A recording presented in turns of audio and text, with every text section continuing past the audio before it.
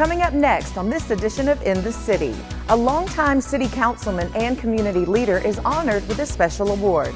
Also, there are several road projects starting soon. We'll tell you areas you'll want to avoid. Plus, a Murfreesboro firefighter receives an award from the NAACP. And dads and their daughters get dressed up for a night on the town at the very first Daddy-Daughter Dance at Patterson Park Community Center. We'll tell you all about those stories and more coming up right now on this edition of In the City.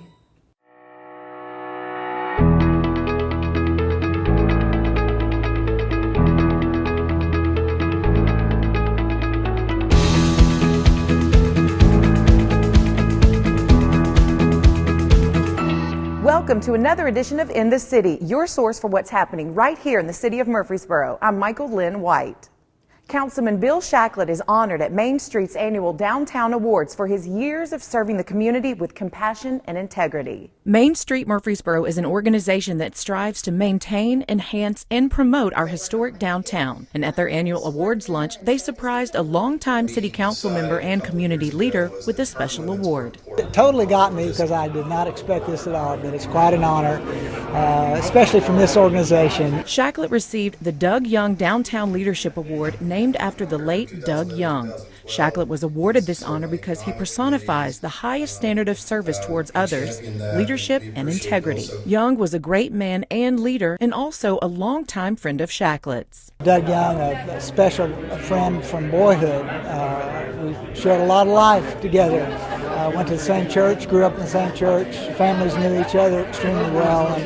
And to receive this award from Main Street, the Doug Young Award, is just very special. Among other awards given were design awards to downtown businesses, along with the beautiful renovations to the county courthouse. Business owners who have put, the financial support into the buildings that they've purchased and to renovate them to add to the downtown, but keeping the historical nature of the buildings. So we're super excited to get to honor Red Bicycle and Brohala on the work that they did last year on their buildings. And the Rutherford County Courthouse, they have put so much work into that historical building, and adding the museum, it's a great asset to just a sense of place for downtown. Shacklett served on Main Street's board for over 20 years, and even though he's passing the torch, he will continue to be involved with Main Street and in serving our community. I just want to say thank you to all the people that came together to let me have this award, because quite honestly,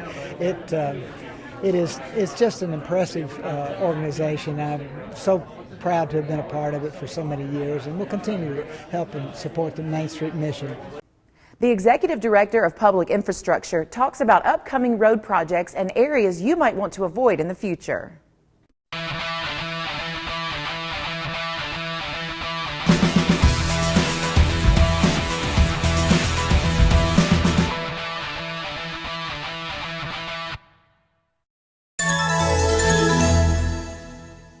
The bridge there between Blaze Drive and I think that's Timber Creek, it's the entrance to Berkshire subdivision. So we're going to do a 3-lane section through there, widen the bridge, and really the biggest part of what we're doing is making that a lot more pedestrian friendly. It is narrow, and it's something we wanted to take care of, and really we thought would be a benefit really for the school kids. Because we've got a huge school district, with the Blackman schools, with elementary, middle, and high school. This phase will include a pedestrian path under the bridge. There will be times that it'll be flooded. You won't be able to use it. I'd say 90% of the time that creek's barely running at all, or doesn't have a whole lot of water in it, especially when you get into some of the drier months. So the council approved that, about $3.8 million. Bell Construction built a lot of bridges here in town, do an excellent job. We'll get started, probably get started towards the end of March. And like I said, take about 18 months to completely finish it. So any help that you can do keeping out of that area for the next year or so would be great. Chafin Place, probably the next one, right there at Old Fort Parkway and Thompson Lane. There, kind of the entrance to the hotels and stuff. We're going to separate the right turn and a through lane there on the Chafin Place side. So It's a lot of work because there's a lot of utilities in that area, but I think anybody that's kind of came out of that commercial area during the Christmas season and backs all the way up. Got a little bit of right-of-way to buy there. We're fully funded for it, so we'll be ready to go to construction. Probably the end of May, we'll be tackling it. The last phase of Rucker Lane, we stopped near the Muirwood and Merrimont subdivision entrances, and it'll go all the way out to Franklin Highway. The first phase of it's open. This next phase will be very similar. It's tough to widen from 2 to 3 lanes, especially when you're changing the elevation of the road. You wind up having to close it for extended periods of time. That'll be closed in sections for extended periods of time. That'll start probably April or May of this year, construction. That's a good solid 2-year project. And it's the BZ River Rock Connector Bridge, so it's kind of the back entrance where Lazy Days is. We're trying to alleviate some of the pressure on Cason Lane, actually, both on New Salem and out at Old Fort Parkway as well. Given really the residents there a back way out, we expect to start it late summer, early fall, and it'll take a couple of years to complete. The phase from the interstate back to Old Fort Parkway, that TDOT has bid that project. That one's heavy traffic on that road. You know, the folks that kind of live through the first phase of New Salem know that, it just takes time. So if you can avoid that area, TDOT would appreciate it, and we would as well. TDOT has bid that project. Should really be starting work on it just within the next month, I would think. The local chapter of the NAACP honored a Murfreesboro firefighter with the Jerry Anderson Hero Award. Jerry Anderson was a local hometown hero in Murfreesboro. After graduating from Central High School, he played Division I college football at the University of Oklahoma, winning a national championship in 1975. He went on to play professional football in the NFL and CFL. On May 27, 1984, Jerry rescued a trapped motorist from floodwaters in Tulsa, Oklahoma. Exactly 5 years later, on May 27, 1989, he died, saving 2 boys in the rain-swollen Stones River near Warrior Drive in Murfreesboro. In 2014, the city of Murfreesboro designated a street to be named Jerry Anderson Drive. Each year, the local branch of the NAACP hands out the Jerry Anderson Hero and Humanitarian Award to individuals that commemorate Anderson's sacrifice and heroism. Andrew Carter, on behalf of the Murfreesboro branch of the NAACP, I would like to present you with the Jerry Anderson Heroes Award for your service to our city, as well as the heroic event that took place on your behalf. Thank you so very much. Thank you. So I was released to go back to my station, which at the time was Station 9 off Cason Lane, when somebody pulled up out front, started screaming and yelling, "Hey, hey, hey." So I stepped out into the bay, opened up the door, and I didn't see anybody.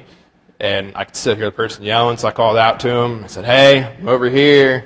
And the dad came running around with his baby in his arms, and she was not breathing very effectively. So I took her from him. I told him, "Hey, I need you to call 911, let them know where you are, tell them that there is a firefighter here, but the truck itself is not, and that I don't have any of my equipment, so we're going to need extra people coming out here to help me out." And while that was going on, I had set the baby out on the table in the bay and positioned her to open up her airway more to assist her with breathing. And she was still not breathing very effectively, so I actually took the phone from the dad and had him hold her in place to make sure she didn't move, and was able to keep her airway open while I ran inside into the medical supply closet and grabbed a bag valve mask to ventilate her to assist with her respirations. And all while keeping dispatch informed on what was going on, and to inform the other units that were coming in of what I needed when they got there. we run medical calls all the time, and it never really set in the effect that I actually had on that person's life, and it means a lot more to me now than it used to. Obviously, it's a huge deal for what he had done, and obviously he made an impact on the community in a very positive way, and I'm proud to receive the award for having the same effect on the community here. Andrew is a great guy. When I heard the call that came out, we were actually on this side of town, and when I learned that Andrew was there, I knew that everything was going to be okay. I am so proud of him that words really can't even describe it other than just saying I'm proud, because it was a really big thing that he did. You know, I get really excited. Individuals can do so much, and our firefighters, police, sheriff's department, they do a great job every single day, and those individuals need to be honored, and it's simply our way of giving back to them for doing the job that they do. Patterson Park's first ever daddy-daughter dance was a hit, giving these men a chance to make lasting memories with their daughters. Priscilla Murray received a call recently asking if she knew of a daddy-daughter dance in town. She didn't know of one, so she decided to change that. I was like, oh, well, maybe I can do it. So I took it up on myself with the help of my friends just to see what we could do, and it turned out great. 1 and 2. The gym at Patterson Park was filled with well-dressed men accompanied by girls of many different ages dressed to the nines. And several that we spoke to say events like this are not only fun, but very important. When you think about what better experience to share with your children is that daddy-daughter Valentine's Day dance. That's right. This is something that we are the first examples of a daughter's relationship with her father. So these are priceless moments for us. From cupcakes and cotton candy to dancing and twirling on the dance floor, this night turned out to be something really special. Groundbreaking, if you ask me, because I mean, seeing all these children from different ethnic groups, different races, all come together and just have a good time and eat and dance and get high on candy and cupcakes, you know, bounce off the wall, romper room, you know. Even though the girls were having a great time, it seemed like some of the dads were having maybe even more fun, making sure to give credit to the mothers. I couldn't ask for a better day. I thank the mothers for signing us up for this. Yeah, without them, you know, without them, we won't be in that doghouse that long, you know. Ms. Murray says that while she is thrilled the event went so well, it goes much deeper than that. It makes me feel good, not the fact that I actually put on an event like that, but just to know that the bond between a father and daughter is so important. So it was just amazing to see so many people out, and like you said, such a diverse group. So it was amazing, and I just like just to see people coming out and enjoy what Parks and Rec is doing. With the success of this event, there will definitely be another one next year. Make sure to check out MurfreesboroParks.com so you don't miss any of their wonderful programs for all ages. For CityTV, Michael Linn White. This year's Community Baby Shower Sort-a-thon at Patterson Park Community Center packs baby bags full of essentials to be donated to over 500 new and expecting parents. It's that time of year again when over 100 volunteers gather at Patterson Park to sort through thousands of donated items and bag them up to be distributed. We're going to put together 500 diaper bags that will be distributed across the community to very deserving expectant mothers and new mothers. This marks the 9th year the United Way of Rutherford and Cannon counties organized this event. Giving children a healthy start is one of the most important parts of having a new child. In the world that we live in now, a lot of people want to make sure that their babies get a good start, and they don't often have the resources to do that. So because of very deserving and very benevolent individuals in this community, we're able to continue this. Each bag is filled with essentials like diapers, onesies, a blanket, bottles, and more. They are then distributed through organizations that have partnered with United Way. Nurses for Newborns, the hospital will get some, the health department, and then there are a couple of smaller entities that will just, because they have clients that they work with that are not as large a group. So those are the primary groups. Because Murfreesboro is such a giving community, it ensures events like this that help over 500 babies can continue. United Way is kind of the conduit for this. We kind of, we arrange it and coordinate it, but there are hundreds of individuals through companies and just individuals and civic groups and churches that actually donate everything you see here. For more information on the organizations that distribute the baby bags and lots of other community resources, visit yourlocaluw.org. For CityTV, Michael Linn White. The Murfreesboro Planning Department has updated the future land use map. These changes were introduced to residents at Murfreesboro City Hall. The City of Murfreesboro Planning Department held a public informational meeting on the proposed future land use map update. In 2017, the City of Murfreesboro Planning Commission adopted a 20-year vision of growth that establishes a guide for policy. It's called Murfreesboro 2035. These updates to the map take place in Chapter 4, Land Use. The updates are proposed to better capture the anticipated growth patterns and vision for the City of Murfreesboro. There were stations with staff available to answer any questions concerning the proposed updates. The meeting also included a brief presentation from Murfreesboro Planning Director Greg McKnight and Kevin Gunther of Reagan Smith. Reagan Smith is a consulting firm and has been working with the city on these updates for 2 years. Kevin spoke about the proposed changes to the map. We want to make sure that as the city continues to grow, it's done with some kind of vision, some kind of purpose to it. That's what this map is really about. One of the things that's changed is these orange circles. These are economic targets to really try to promote the idea of more economic vitality. Let's try to promote more job opportunities in those areas. Another thing that has changed is you'll see this light green area, and that is a new designation called Future Study Area. These light green areas are what we anticipate as being areas that would not necessarily develop within the next 13 or 14 years. If it is developed, we want to do it with very careful study. Another thing that is changed in this map is you'll see this dark dashed line, and that's what we're calling the infill service line. We want to start to kind of focus in and say, here's where we have services like fire and police and water and sewer and schools and parks. So we want to make sure that those areas continue to grow and fill in without just kind of extending out forever. So some of the land use categories are new, but there's one that I'm going to talk about that's been existing that's slightly changed, and that's called auto-urban. It's this darker orange color that you'll see here, and that's a residential land use district. And what we wanted to do was allow for single family and for attached residential like townhomes and duplexes. We want to put some criteria to that. We want to put some design criteria to that. So we looked at having 10-acre lots, and then we want to make sure there's transitions between those townhomes and the adjoining neighborhoods next to them. Another change that is a new land use category is called mixed form housing. And there again, we want to provide for an option of residential housing opportunities. We don't want all just one type, but in a way where it kind of, the form is just as important as the density. So we're looking for architectural details. We're looking for ways that those units are developed in a way where they fit next to what's already in place next to them. This is a really important new land use category called EG, which is employment generating. That's that light purple.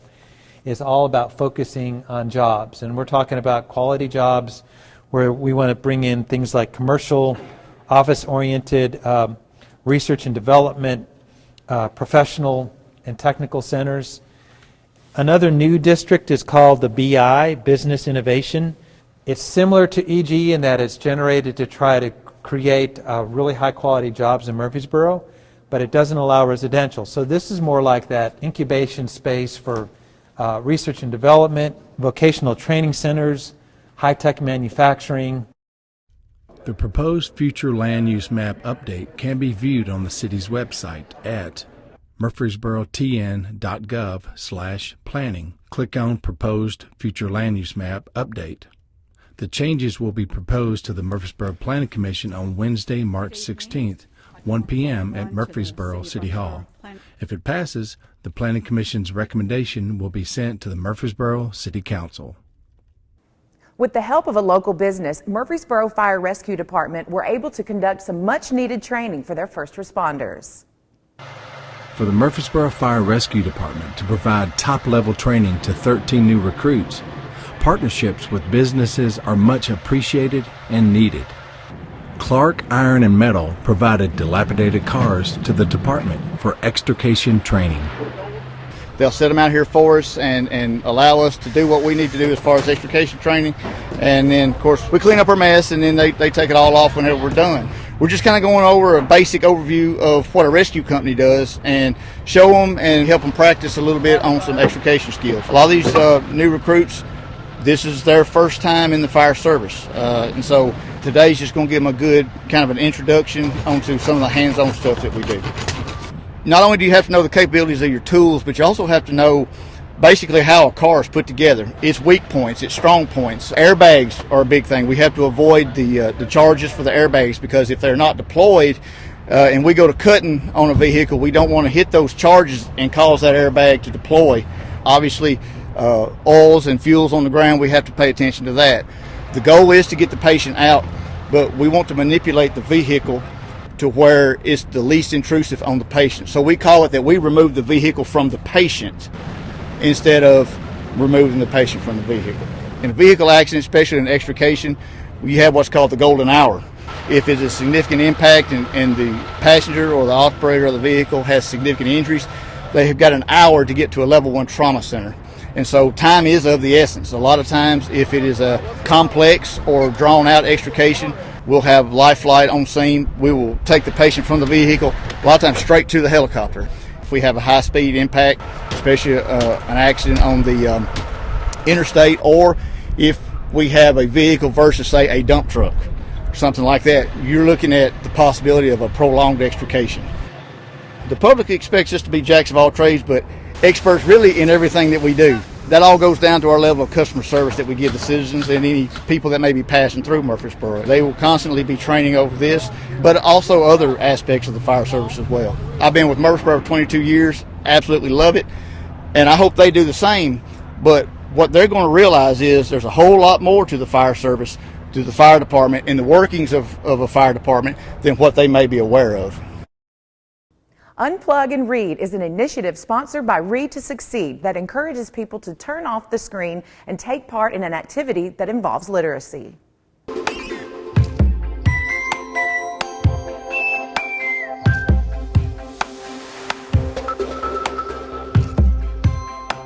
Unplug and Read is a month where we promote just getting off of the screens, getting off of your phones, especially in the evening, because people don't realize, how much and how long they spend their time. So you don't have to actually read a book. You could do crossword puzzles, anything to do with literacy. You could have, play Scrabble, but we just want to have folks unplug and read.